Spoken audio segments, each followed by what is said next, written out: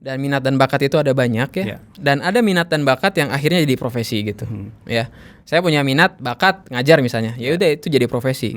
Tapi ada minat dan bakat yang nggak harus jadi profesi, cuma sebatas hobi gitu. Jadi minat dan bakat itu adalah gerbang awal, dan banyak orang yang cuma sekedar banyak yang mikirnya gini. Oh, kalau gue suka tentang kamera, tentang sound system, kayaknya gue akan terus di situ dan mudah semuanya kan. Ya enggak gitu loh.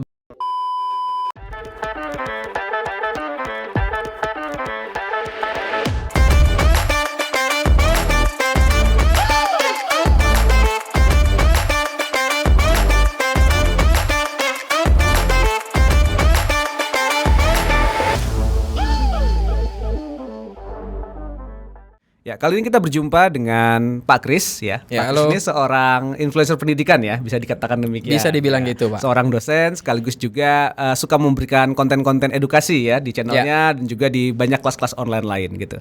Nah, konten-kontennya bisa ini soal pendidikan, soal ngasih tips belajar dan yang lain-lainnya. Tapi kita mau ngobrol sesuatu yang lebih spesifik kali ini, Kak.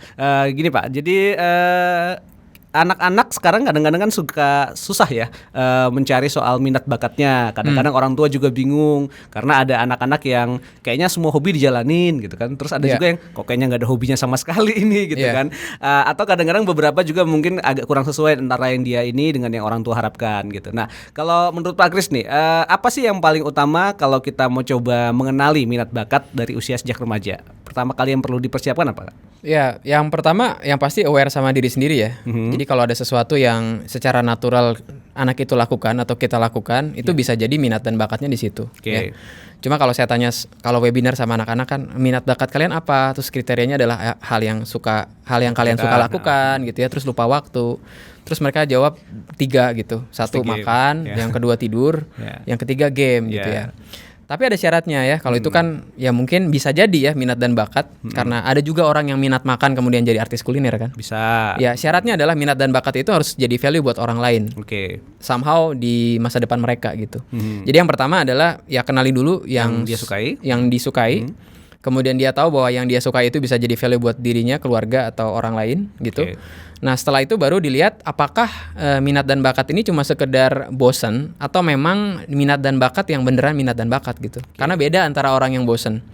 Kalau yang bosen misalnya atau bisa dibilang ya mungkin dia jenuh ya. Kemudian ya udah dia pindah lagi gitu loh. Hari ini belajar gitar terus ngerasa aduh kok kayaknya susah ya.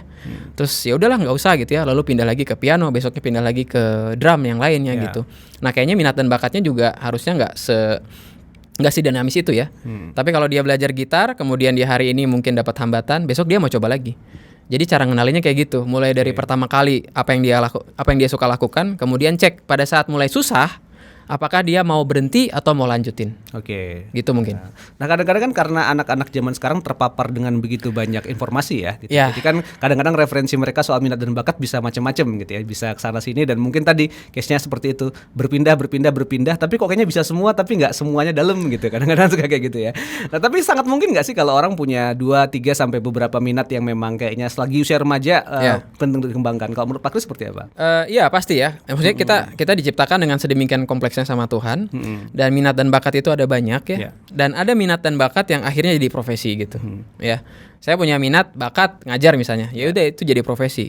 Tapi ada minat dan bakat yang nggak harus jadi profesi, cuma sebatas hobi gitu. Ya kayak saya misalnya main futsal kan. Ya udah itu cuman minat bakat yang kategorinya hobi gitu. Nah, jadi punya banyak nggak masalah. Cuman somehow di masa depan anak itu dan orang tua juga bisa paham apakah minat dan bakat ini harus jadi karir, di mana jauh lebih sulit pada saat jadi suatu minat bakat jadi karir itu akan dijudge oleh orang lain. Ada standar di situ, ada nilai uang kritik, di situ, ada kritik juga. Tapi kalau minat dan bakat itu hanya sekedar hobi, ya udah itu sebagai bisa dibilang kalau anak sekarang bilangnya healing gitu ya. Ya kalau saya main futsal itu healing gitu loh. Gue nggak mau datang main futsal kemudian disuruh buat ya latihan shooting, latihan passing. Ya kan bukan di situ gitu. Seperti profesional gitu. Betul. Gue datang mau cari keringat, cari main gitu kan. Jadi anak-anak mesti paham. Nggak masalah banyak. Tapi somehow itu 1 atau 2 yang jadi karir dan sisanya udah biarin jadi hobi aja. Oke. Dan kadang-kadang orang tua tuh pengen tuh kadang-kadang ya punya hasrat lah, kayaknya nih cocoknya di sini nih. Jadi mereka langsung yuk sekarang dilesin ini atau dilesin itu gitu kan. Ada hasrat itu. Kapan sih sebenarnya kita perlu untuk melakukan katakanlah pelatihan yang lebih lagi untuk satu minat dan bakat atau perlu nggak sih sepertinya di usia remaja untuk seperti itu, misalnya kalau ngelihat bakatnya seperti itu? Ya, kalau menurutku perlu ya. Nah, cuma dilihat kapankah orang tua harus memfasilitasi les maupun kelas ya. Ya, atau mungkin komunitas atau apa gitu. Kalau sifatnya akademik, kalau dia kurang di salah satu pelajaran kemudian dia terancam nggak naik kelas, udah pasti itu harus dilesin kan gitu. Walaupun bukan minat dan bakat ya, mau nggak mau kan, itu kan harus dilalui. Syarat cukup ya, harus dilewati. Syarat cukup gitu kan. Tapi begitu dia punya yang lain, kemudian akademiknya bisa dibilang nggak jelek-jelek amat, cukup. Kemudian dilihat, lalu ditanya. Yang harus dilakukan oleh orang tua adalah ngomong sama anaknya, kamu suka misalnya drum ya, kamu suka drum nih, mau dilesin drum nggak atau ikut kelas drum nggak? Terus anaknya mungkin mau. Nah, orang tua kadang lupa untuk taruh yang namanya target. Itu yang bikin anak tuh gampang menyerah. Jadi begitu dia main drum, udahlah nggak usah gitu ya. Nah, orang tua tuh harus ada sedikit kontrak lah ya sama anaknya. Oke, sama mama atau sama papa di lesin drum atau apapun itu, mau bulu tangkis mau apapun. Tapi minimal sampai grade 3 ya, baru kamu boleh berhenti kalau mau pindah gitu. Nah, itu kasih satu rasa tanggung jawab sama anaknya gitu. Jadi pas saat anaknya bilang berjanji sama diri sendiri, oke sampai level 3 ya, belajar piano misalnya. Maka ya udah sampai level 3. Kalau dia suka, lanjut. Kalau enggak, dia bisa pindah yang lain. Nah, orang tua tuh harus ada di situ karena banyak keluhan dari orang tua Pak Rizdo yang bilang bahwa anakku ini dilesin tapi nggak pernah selesai gitu. Ya karena memang nggak ada deal atau nggak ada target itu di awal. Ya itu. Lalu plus apakah timingnya pas ya? Misalnya nggak bijak untuk ngelesin anak yang di luar akademik ya. Itu di kelas 9 semester 2 dan kelas 12 semester 2. Ya. Karena menjelang masa-masa itu sudah menjelang masa ujian. Memang ujian nasional udah bukan lagi jadi kriteria lulus. Cuman itu sibuk banget. Ada ujian praktek, ujian sekolah. Ya, banyak. Betul. Akademik juga kalender akademiknya lebih pendek karena banyak ujian-ujian itu. Jadi harus dilihat. Yang paling ideal adalah kelas 7, kelas 8, kemudian kelas 10 dan kelas 11. Nah kadang-kadang gini Pak Kris, orang tua kadang-kadang punya minat tersendiri ya, sudah punya ini misalnya, atau dia seorang seniman atau mungkin seorang di profesi tertentu gitu ya, sudah ini. Jadi kadang-kadang tanpa sadar kan mendrive anak gitu ya, atau menciptakan kondisi yang mungkin membuat anak menyukai minat dan bakat itu, walaupun kita nggak tahu kan, karena kan sampai sekarang kan tetap debat ya, itu beneran di nurture atau gara-gara minat ada talent dari kecil yang memang udah terbawa gitu. Nah kalau menurut Pak Kris sebaiknya seperti apa? Kalau untuk orang-orang yang kadang-kadang di satu keluarga atau ini sudah tercipta kondisi untuk satu minat atau profesi atau bakat tertentu, kalau melihat. Ya, menurutku orang tua udah pasti akan ngajak anaknya untuk melihat dia punya aktivitas apa kan. Ya, betul. Nah, yang harus dilakukan oleh orang tua adalah sebelum mengarahkan adalah mengamati dulu. Jadi misalnya kalau kayak saya misalnya profesinya sebagai pengajar, kemudian saya lihat anak saya kalau dia suka ngelihat saya ngajar, kemudian dia enjoy di situ, kadang juga dia ke belakang kemudian ngambil buku kemudian dia baca, maka ada kemungkinan dia minat di situ. Jadi yang harus dilakukan adalah ngamatinnya dulu. Kalau dia ada satu percikan api dia suka di situ, maka ya tinggal dibawa lagi, kayak misalnya kamu suka baca buku ini, nanti kalau papa atau mama kasih lagi buku yang lain, mau baca atau enggak gitu loh.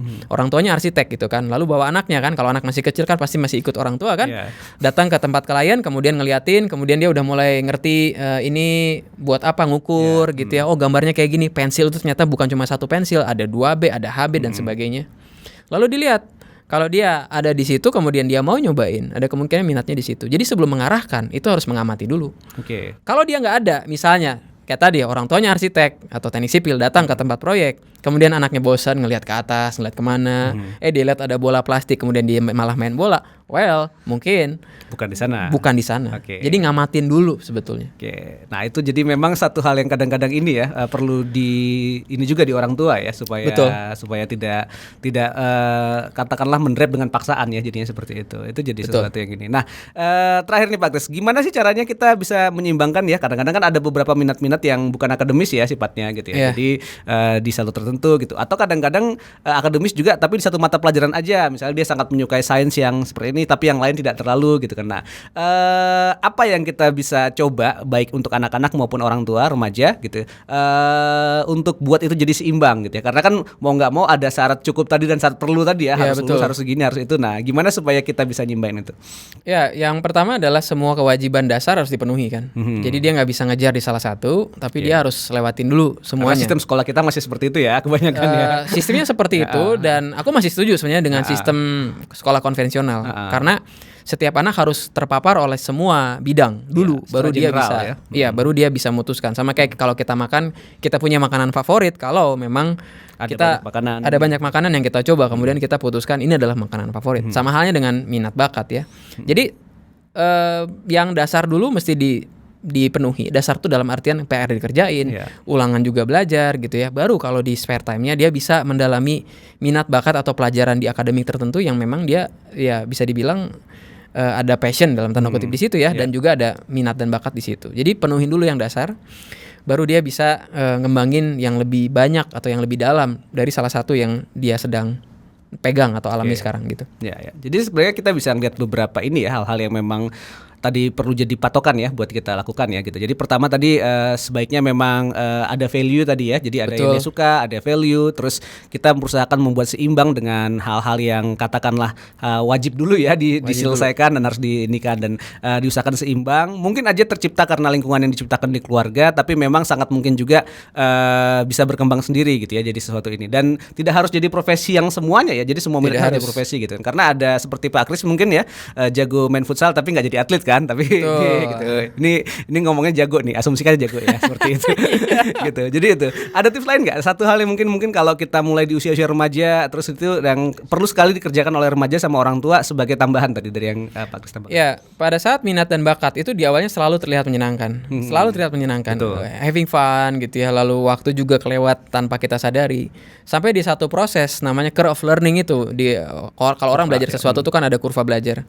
Nah, pada saat dia ngerasa bahwa kalau gue belajar, kemudian dapat ada kompetisi juga ikut misalnya ya, lalu atau dia lihat orang lain nggak pengen kesaingin, mulai kerasa susahnya gitu. Nah, pada saat itulah biasanya dia menyerah pilihannya atau justru mendalami di situ Jadi minat dan bakat itu adalah gerbang awal, dan banyak orang yang cuma sekedar banyak yang mikirnya gini, kalau gue suka tentang kamera, tentang sound system, kayaknya gue akan terus di situ dan mudah semuanya kan. Ya enggak gitu loh, begitu dikasih tahu tentang equalizer, frekuensi dan sebagainya, kenapa gue jadi belajar fisika gitu ya. Orang pengen belajar bikin game, kemudian kenapa dalamnya ada aljabar linear gitu ya. Di saat itulah orang kecewa gitu loh. Kok sesusah ini? Ya memang susah gitu ya. Makanya harus dipilih mana minat dan bakat yang jadi karir tadi, dan mana minat dan bakat yang cuma sekedar hobi. Hobi nggak perlu sampai dalam. Iya, hobi itu just making fun gitu loh. Ya udah, gue kalah 12-0 bodo amat gitu kan. Ya udah gitu ya. Tapi kalau mau jadi atlet profesional harus bikin nutrisi, harus bikin latihan dan macam-macam gitu. Betul. Itu yang bikin jebakan banyak orang yang kalau ditanya mau jadi apa, YouTuber, mau jadi apa, profesional gamer. Profesional gamer tuh susah gitu loh ya. Awalnya menyenangkan main, dan kalau aku tanya asik nggak kalau tiap hari main? Asik kayaknya tiap hari main. Iya, tiap hari main asik. Tapi kalau pengen jadi lebih baik, terus apalagi main dengan tim, ada skenario, ada apa? Strategi. Istirahatnya juga nggak boleh sembarangan, nggak boleh tidur terlambat, makan juga harus bener. Terapi buat mata biar nggak over juga, itu banyak kan gitu. Jadi tipsnya adalah begitu semuanya jadi sulit, pilihannya adalah apakah mau keep it as a hobby atau mau terus diseriusin jadi karir.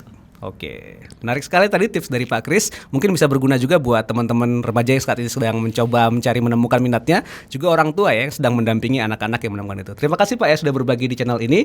Kita mungkin bisa ketemu lagi di obrolan-obrolan berikutnya yang menginspirasi buat rekan-rekan semuanya. Sampai jumpa.